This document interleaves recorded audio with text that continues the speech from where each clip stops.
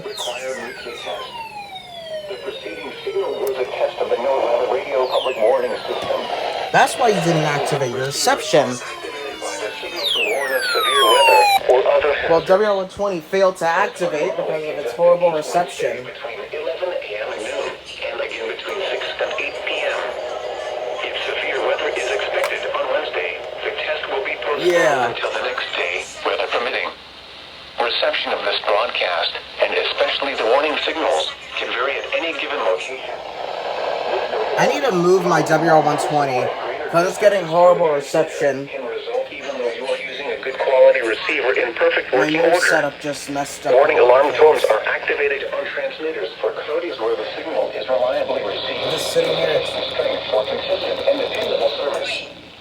For station KIH 26 in Daytona Beach, warning alerts will be activated for Volusia, Flagler, Lake, Seminole, Brevard, and Orange. I'm probably going to move my WR120 to like over here. Warning alerts will be activated for Brevard, Lake, Orange, Osceola, Polk, Seminole, and Volusia counties.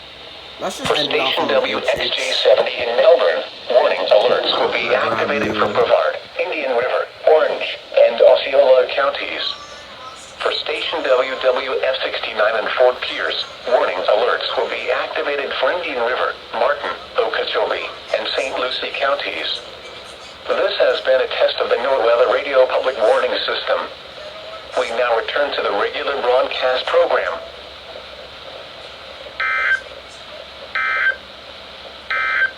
Alright.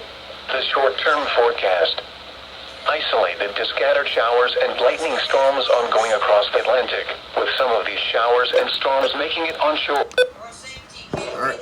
Seas 2 to 3 feet with a dominant period 8 seconds. Slight chance of showers. Here we go! First stutter!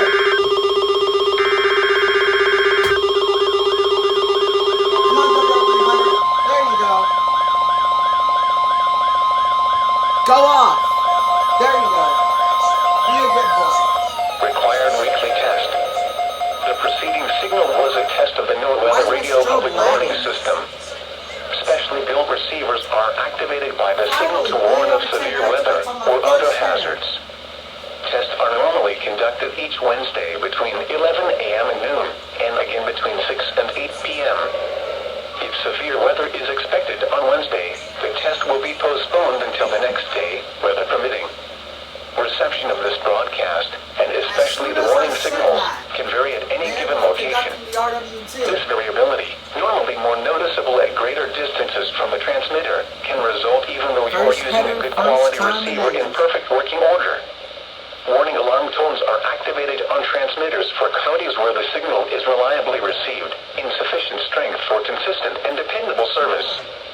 For station KIH 26 in Daytona Beach, warning alerts will be activated for Volusia, Flagler, Putnam, Lake, Seminole, Brevard, and Orange counties.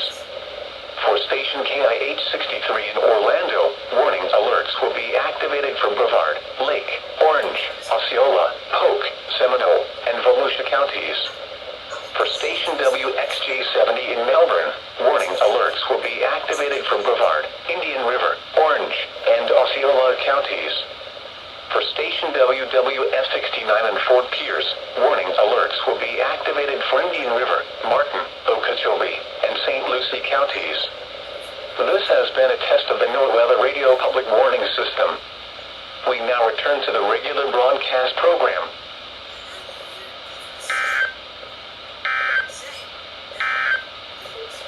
Marine forecast for the following.